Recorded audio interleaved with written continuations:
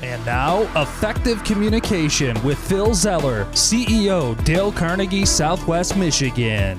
Question for you today, question for you. Do you know what the number one form of punishment has been for human beings since the beginning of time? What is it? Number one form of punishment. Ha ha! Let's see if you got it right. Isolation.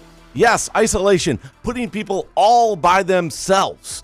And so they can just think about what they did. How many different terms do we have to put people in a confined space? A prison, a jail, a dungeon, a brig on a ship.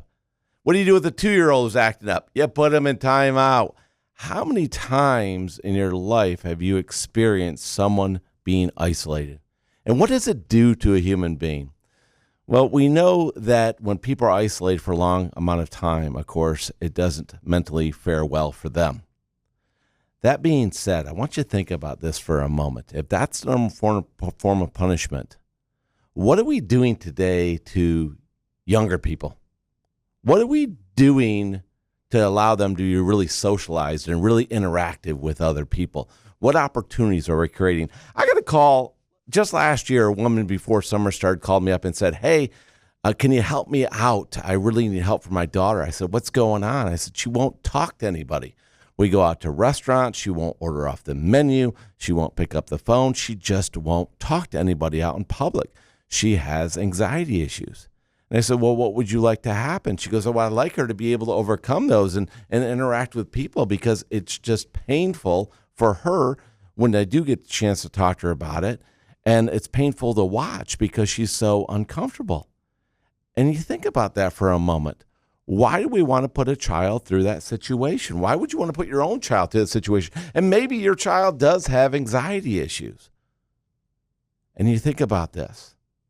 And the number one form of punishment is keeping kids isolated, keeping human beings isolated. Wait a minute, we're keeping kids. Why are we keeping kids isolated? Let's get those kids out there. Let's get those kids socialized. Don't you remember going to kindergarten? It's what we all did. It's what we did. And yet I get calls from people that say my son, my daughter, my younger person in my life does not have the confidence to interact with other people. They have social anxiety. What do I do? What do I do, pray tell? Well, it's funny because I think about my own kids, and my kids never had this issue, and I realize why they never had it. Because as a parent, I never gave them the opportunity because we were always out doing stuff and engaging with other people. And every time we went somewhere, I looked at an opportunity of how do we get engaged, how do we get involved, how do we get out there, and how do we make things happen, and how do we get the kids engaged with it. I remember one time I was down in Florida. This is a perfect example where folks are saying, how do you do this? How do you do this, Phil? How do I get my kids engaged because they have social anxiety?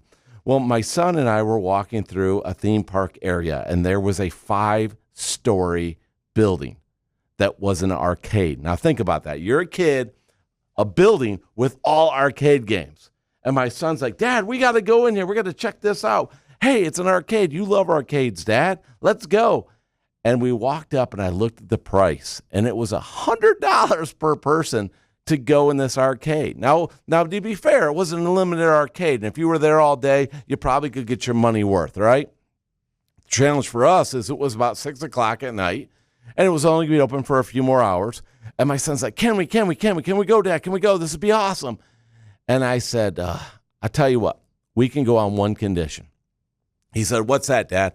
I said, we've only got about 3 or 4 hours before it closes, and if you can get us in a negotiated deal to get us in at half price, we can go in. He goes, what? I said, if they'll let us in for half price, being that the day is almost gone, it's only 4 hours, see if they have a twilight rate. So he runs up there, and he asks a person says, no, we don't discount. And then he comes running back and says, Dad, they won't do it. And I said, did he ask to see the manager? So he runs up, and he asks to see the manager, and the manager talks to him and says, why do you think we would do this? And then, of course, the manager says, well, where's your parent? And so he flags me over, and the woman says, why do you think we would discount? And I said, well, it's an opportunity. There's a few hours, and, all 4 of us would come in and pay half the rate, and you'd make some cash, and he would be happy. And she's like, well, sir, we don't discount. And I said, I'm sorry to hear that. And my son said, oh, come on. My dad's willing to pay you this money, pay you a couple $100 for 4 people to go in an arcade. We only got 4 hours. And the woman says, well, can you come back tomorrow? We said, we're going to grandma's tomorrow. We can't. So he said to the woman, he said, come on, this works for you. It works for us. Let's do this. And she agreed to it. So how many times do you set your kids up for success in which they could do something like that and create an opportunity for themselves, which creates a whole opportunity? And he was so proud of himself for creating that opportunity. So the next time you think about your child not having the social welfare to be excited to be out there in public, give them an opportunity to be successful, and they'll step up to the challenge. Now go make it happen.